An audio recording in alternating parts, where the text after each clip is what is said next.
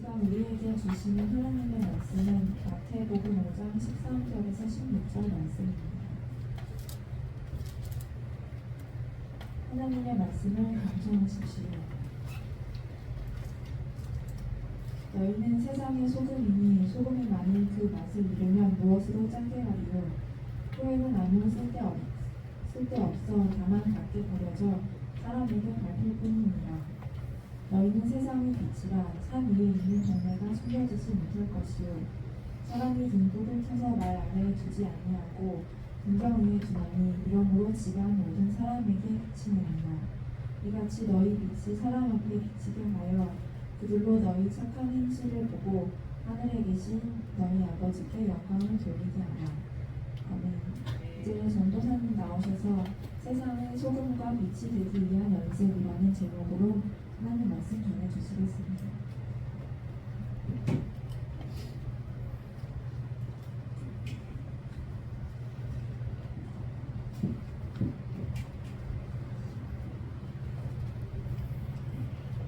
저 에어컨 밑에만 좀 잠깐 올릴게요. 죄송합니다.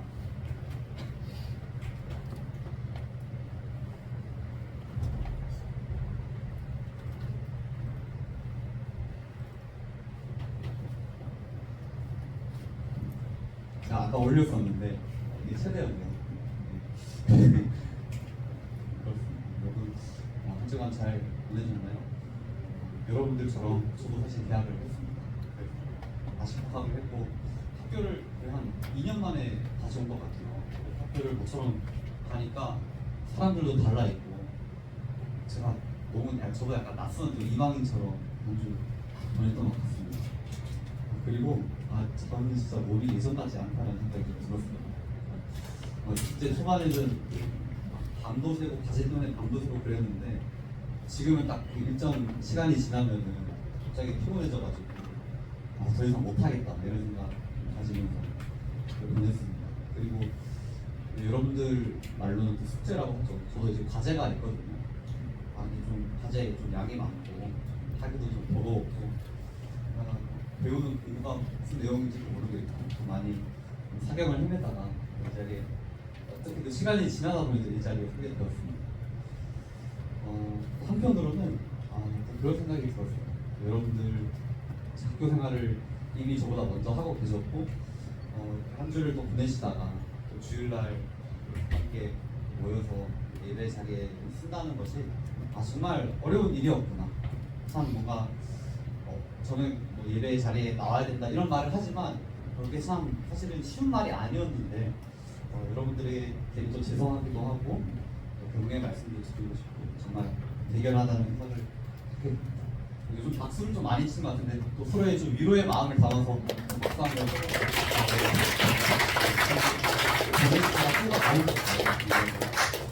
네, 말씀을 나누기에 앞서서 제가 발견한 시 한 구절 소개해 드리려고요. 기영도라는 시인이 있어요. 국어책에도 나오는 것 같은데 저는 이제 예전에 교과서에서 본 적이 있거든요. 이 시를. 근데 어쨌든 기영도라는 시인이 나름 굉장히 그 시가 개인적으로 좋아가지고 우연히 보다가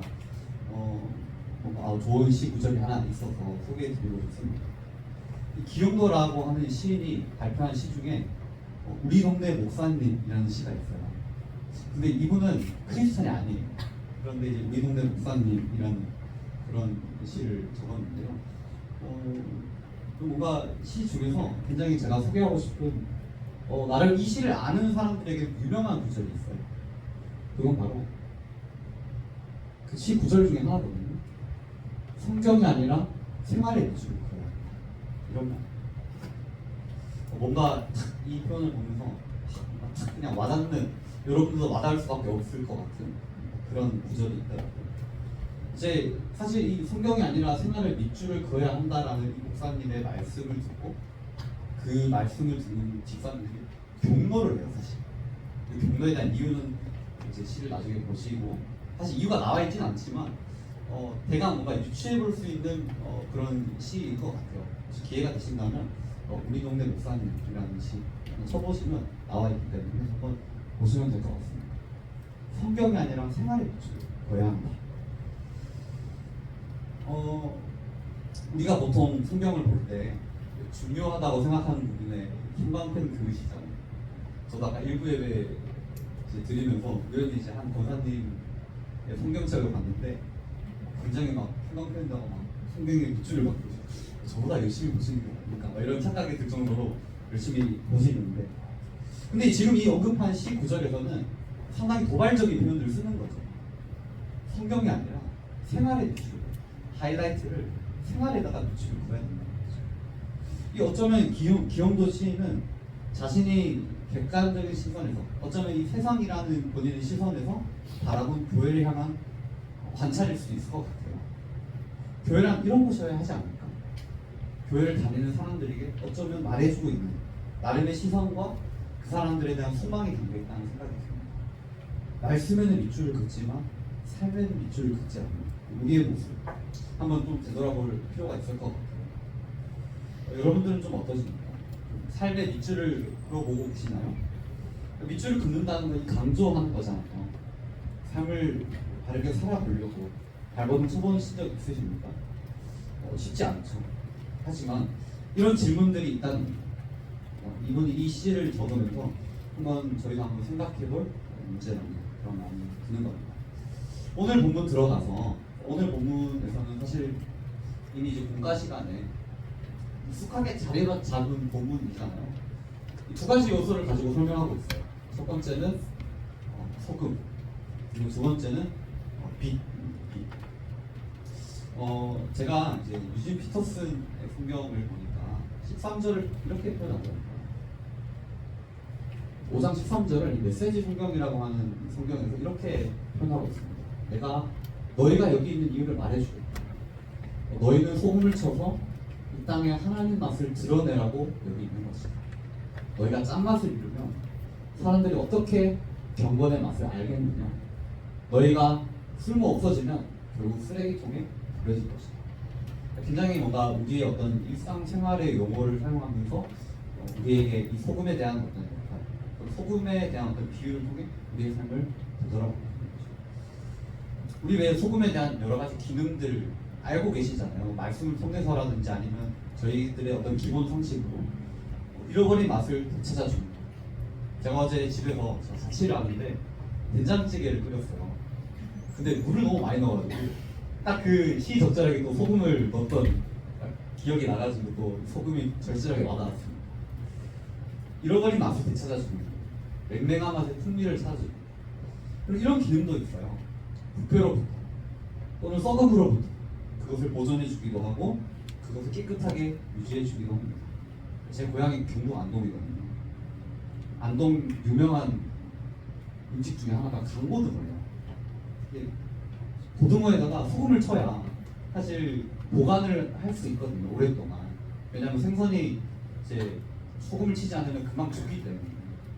그래서 이제 강고등어가 어쨌든 유명한데, 어쨌든 이 소금을 쳤을 때, 소금이 필요했을 때 썩어 있는 것들을 보존해 주는 거죠. 또 그것을 깨끗하게 유지해 주기도 하는 거죠. 그런데 예수님께서는 그런 소금의 기능과 역할을 바로 우리 삶에 적용해 보라는 것입니다. 방금 본 메시지 성경에서 이런 표현을 사용해요. 너희는 소금을 쳐서 이 땅에 하나님 맛을 드러내라고 여기 있는 것이다. 우리가 여기 있는 소금의 맛, 소금을 쳐서 하나님의 맛을 드러내라, 이렇게 말해주고 있습니다. 우리가 내야 하는 맛은 일반적인 형태의 맛이 아닙니다. 하나님 맛이 뭘까요? 어쩌면 하나님이 오늘날 우리의 삶을 다스리고 계시고 보살피고 계시는 그 우리를 향한 그 따뜻한 그 사랑을 우리가 맛으로 표현한다면, 우리가 그 맛을 느낀 자로서 이제 그 맛을 가지고 한번 살아내보라는 것이죠. 그 맛을 표현해보면서 살아내라는 것입니다. 시편 34편 8절에서 이렇게 말합니다. 너희는 여호와의 선하심을 맛보아할지어다. 주님의 선하심을 우리가 맛으로 경험했다면 이제는 그 맛을 가지고 그 맛을 표현하기 위해 또 살으라는 예수님의 명령이 또 나오게 되는 것입니다. 또 그런 삶이, 또 그런 결단이 우리에게 필요하다는 것이죠. 두 번째로 표현되는 요소가 뭐죠? 바로 빛입니다. 빛이라는 요소를 통해서 우리의 삶을 또다시 결단해 보라는 거죠. 메시지 성경에서는 14절에서 이렇게 표현해요. 이렇게 말할 수도 있다. 너희는 빛이 되어 세상에 하나님의 빛깔을 드러내라고 여기 있는 것이다. 그리고 또 15절에서는요, 제가 뭐 설명드리지 않겠지만 빛에 대한 설명을 그 등불로 표현을 해요. 그래서 제가 등불로 사진을 넣었는데, 등불은 이제 바로 어두운 공간을 밝게 비춰주는 도구잖아요. 빛을 비춰줌으로써 어둠의 공간을 환하게 하고, 그래서 바라볼 대상을 명확하게 보는.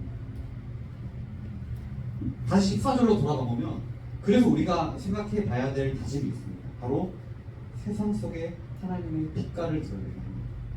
어둠을 밝게 비치듯이 우리도, 우리의 존재도 그 등불이 돼서 하나님의 빛깔을 드러내는 역할을 하라고 예수님께서 말씀하고 계십니다. 어둠의 공간을 환하게 하는 것, 어떤 대상을 명확하게 보는 것. 그래서 하나님의 빛깔을 나타내는 것은 저는 어쩌면 이 자리에서 연습해야 된다고 생각해요. 세상에서 해주지 않거든요. 세상에서는 그냥 살아가라고 하는 거예요. 그래서 하나님의 빛깔을 나타내는 거구나. 우선 지금 이 자리에서 가까이에 있는 지금 옆 사람한테부터, 옆 사람으로부터 우리가 살아가는 어떤 삶의 현장 속에는 나를 둘러싼 이웃이 없습니다. 옆에 있는 친구들, 이 자리에 계시는 선생님들, 저도 있죠. 우리는 이웃을 바라보는 시선 회복될 거예요. 나아가서 우리는 공동체를 바라보는 시선, 또 나아가서 세상을 살아내는 건강한 시야가 회복될 수 있을 거라는 그런 기대감과 소망이 있어요. 그런 점에서 어쩌면 우리가 교회 안에서 먼저 세상의 빛을 비추기 위한 결단과 연습이 필요할 것 같아요. 그리고 소금이 되기 위한 진정한 짠맛이 회복될 수 있는 공동체로 서야 된다고 저는 생각합니다. 제가 예전에 군생활하면서 저랑 같이 입대한 동기 한 명이 있었습니다. 그러니까 또 전역하고도 그 저녁날 같이 만났어요. 잘 살아라 이러면서 떠나 보냈는데, 그 이제 제가 처음에 입대를 했을 때는 한참 코로나 때문에 코로나에 굳이 걸리지 않더라도 비대면 밀접촉자로서 이제 격리를 이제 계속 했었거든요. 그러면서 이제 격리를 같이 한 이제 동기 병사 한 명이 있었습니다. 이제 한참 이제 코로나로 이제 말썽이었잖아요. 딱 그 자리에 저랑 그 친구랑만 이렇게 같이 격리를 했어요. 그러면서 좀 이게 대화를 하면서 그냥 좀 진지한 대화를 좀 했었죠. 근데 이게 대화를 하다 보니까 그 친구가 알고 보니 어느 교회 목사님 아들이더라고요.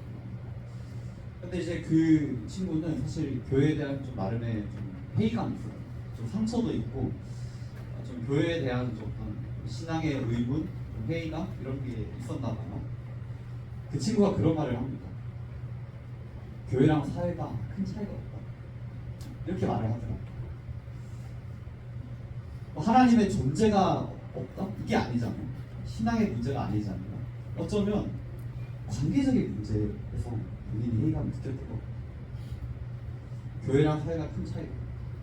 그렇게 말하면서 저랑 허심탄회하게 속마음도 얘기하고, 저도 상처받았던 기억을 꺼내기도 하고, 그러면서 좀 교회에서 마주했던 현실들을 말하곤 했습니다.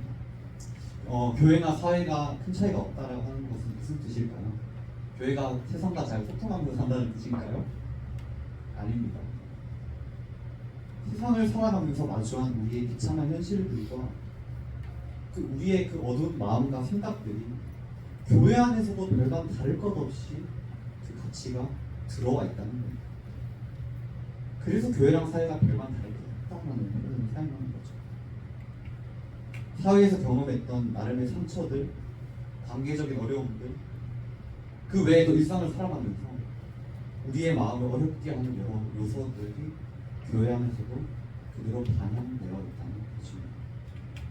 물론 교회에서 겪는 이런 비슷한 형태의 어려움은 사실 신약 성경에서도 바울이 교회를 방문하면서도 문제됐던 모습들이긴 했습니다.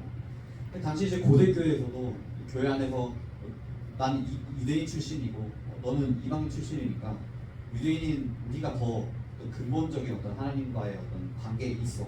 이렇게 이제 생각하면서 교회 안에서 약간 이 분열의 움직임이 있었던 건데, 그래서 바울이 교회를 통해서 어떻게 교회를 추구해야 나가야 될지 신약 성경의 바울 서신을 통해서 계속 보여주고 있는 거죠. 어쨌든 제가 함께 나누고 싶은 것은 교회도 여러 가지 어려움이 있는 것은 사실입니다. 사람과 사람이 모이는 자리입니다. 그럴 수 있죠. 그런데 우리가 한 가지 놓치지 말아야 될 게 있는 거예요. 오늘 본문에서처럼 우리는 세상의 소금과 같이 하나님의 맛을 내며 사는 거예요. 세상의 빛으로서 어두운 곳에 등불을 비춰주고 세상 속에서 하나님의 빛깔을 내기를 우리가 포기하지 않으면서 살아야 돼요. 해주지 않거든요.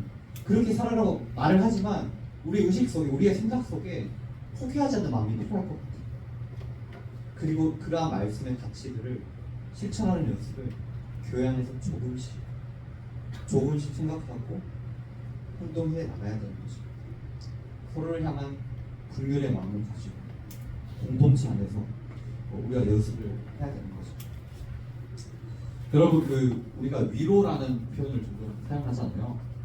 제가 우연히 보니까 위로라는 단어를 comfort라고 사용을 합니다. 다른 단어가 있는데 comfort가 뭔가 제가 말하고 싶은 어떤 요지랑 좀 뭔가 와닿아서 comfort라는 표현을 제가 꺼냈는데요. 이 단어를 두 가지로 쪼개보겠습니다. come이라고 하는 단어, 그리고 fort라고 하는 단어. come은요, 함께라고 하는 그 영어 단어의 어원적인 의미예요. 그리고 fort는 뭐냐면 강하게 하다. 그리고 이제 위에 나와 있는 것처럼 섬. 포트리스라고 하잖아요. 포트리스 만화 영화 아세요? 포트리스 제가 제 시대가 어쨌든 네. 포트리스라고 하는 어떤 그 단어에서 나온 겁니다. fort는 바로 이제 섬, 요새 이런 거를 말하는 겁니다. 이 단어를 합쳐보세요. 어떻게 되는 겁니까? 바로 함께 강하게 되는 거예요. 함께 강하게. 그러니까 위로는요, 위로를 통해서 서로 함께 마음을 지켜나가야 되는 거예요. 함께 강하게 하는 겁니다. 교회에서부터 서로의 마음을 함께 지켜나가는 거예요. 서로를 위로할 수 있는 마음이 그래서 필요한 거예요. 세상의 소금과 빛이 되기 위해서 교회 안에서 어떤 마음으로 다짐하기를 원하냐면 개인의 생각과 좀 이기심이 중지되고 좀 함께 세워나가는 마음이 좀 중요한 것 같아요. 그래서 교회의 머리 대신 주님의 생각과 방향이 무엇인지 깨닫고 그분의 마음과 일치될 수 있도록 생각해 봐야 되는 겁니다. 제가 오늘 일부 예배에서도 그렇고 그 전날에 이제 월삭 기도에 TMI 말씀드리자면 월삭 기도에서 찬양인도 하고 있습니다. 네, 그래서 혹시나 월삭 기도에 참석하시면 저를 볼 수 있으니까 나름 참여를 바라고요. 어쨌든 제가 말씀드리고 싶은 것은 월삭 기도에서나 오늘 일부 예배를 드리면서 목사님께서 동시에 말씀하고 계셨던 게 뭐였냐면 교회 주인이 누구인가? 라는 질문을 던졌어요. 교회의 주인은 목사님이 아니고 장로님이 아니고 집사님이 아니고 교회의 주인은 하나님입니다. 그리스도를 머리로 하는 공동체. 그래서 함께 세워나가야 되는 거는 각자의 개인적인 생각이 아닌 거예요. 공동체적인 사건입니다. 교회의 주인이 누구인가? 그래서 그 주인의식이 누구인지를 생각해 봤을 때 우리가 어떠한 삶으로, 어떠한 빛깔로, 어떠한 짠맛으로 살아가야 될 것인가? 거기에서부터 우리의 생각이 시작돼야 되는 거예요. 또 그렇게 살아가기를 결단하고 연습하고 다짐하고 그 가치를 실현하기 위해 대안적인 공동체로 나아가길 원합니다. 당장은 그 모습이 현실화되기 쉽지 않아요. 하지만 그런 의식이라도 있었으면 좋겠다. 그런 출발점이 교회의 주인이 하나님이라는 것에서부터 시작되기를 원한다는 마음으로 제가 말씀드리고 싶었습니다. 고린도전서에서 바울이 이런 언급을 해요. 그러므로 여러분은 먹든지 마시든지 무슨 일을 하든지 모든 것을 하나님의 영광을 위하여 하십시오. 세상을 살아가는 우리들의 빛깔과 맛을 내기 위해서 교회 공동체 안에서 우리의 모든 생각과 우리가 먹든지 마시든지 무슨 일을 하든지 하나님의 영광을 하십시오. 우리들이 빛깔과 짠맛을 내기 위해서 교회 공동체 안에서 이 말씀을 붙들고 교회 공동체 안에서 그것을 연습해 왔으면 좋겠습니다. 말씀을 통해 나의 삶의 방향을 정해 보십시오. 나아가서 우리는 세상 속에서 빛과 소금의 사람으로 성장하길 원합니다. 교회에서 그것을 연습해 보면 좋겠습니다. 고린도전서에서 바울의 겉면처럼 우리가 살아가는 여러 가지 일상의 조각들이 모여서 하나님의 영광을 위해 고린도전서처럼 우리의 모든 행동과 모든 생각과 모든 일들이 빛과 소금의 역할을 해서 하나님의 영광을 위하여 하십시오. 그런 삶이 되기를 저와 여러분들에게 축복하고 소망합니다. 기도하겠습니다. 네, 함께 오늘도 함께 기도로 나갔으면 좋겠습니다. 빛과 소금의 역할을 감당할 수 있는 그런 생각과 의식을 가지고 교회 공동체 안에서 그것을 생각해봤으면 좋겠어요. 이 자리에서 먼저 연습을 해봤으면 좋겠어요. 나아가서 일상을 살아가는 세상을 살아가는 저희도 될 수 있도록 주님 인도하여 주십시오. 그리고 한 가지 더 기도 제목이 있습니다. 저희 한 번도 이 자리에서 기도해 본 적은 없기 때문에 고3 선배님들 위해서 한번 기도했으면 좋겠어요. 오늘 말씀을 준비하면서 어쩌면 세상의 복음과 빛으로 살아가야 될 앞으로의 인생의 갈림길에 놓여 있는 상황이죠. 그들이 나아가는 인생의 방향은 빛과 소금의 사람으로 성장할 수 있는 그러한 사람이 되기를 함께 축복하면서 그런 삶이 되기를 원합니다. 우리의 마음과 우리의 모습과 그리고 또 선배님들이 빛과 소금으로 살아가는 인생이 될 수 있도록 인도해 주시옵소서. 함께 기도하면서 시간 나아가겠습니다. 기도하겠습니다. 주님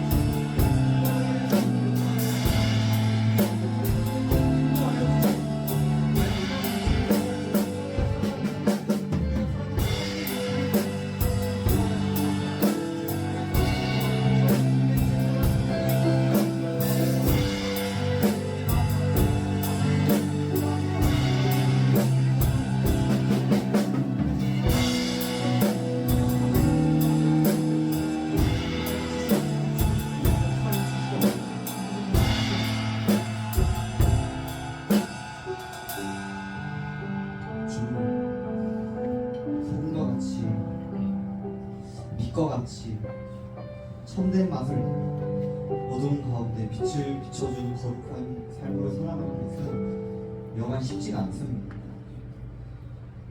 늘 우리의 언어와 행위가 우리의 본래적 습관이 뒤덮여져서 같은 실수를 반복하고 그래서 무너지고 우리의 자아가 좀처럼 변화되지 않는 모습을 발견하게 됩니다.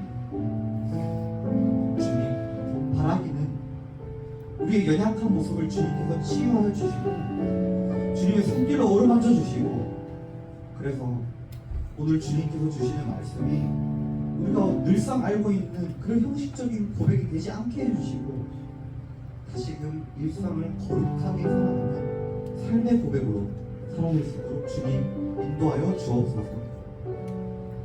이번 한 주 살아갈 일상 가운데 함께 하실 주님을 기대합니다. 우리의 일상 속에 늘 학업적으로 지치고 각자의 삶의 모습 속에 늘 지치면서 살고 있는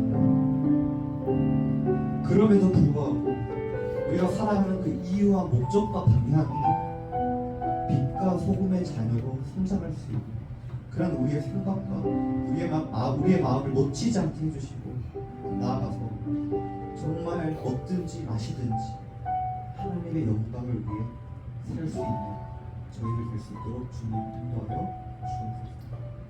함께 하실 주님 기대합니다. 예수님의 이름으로 기도합니다.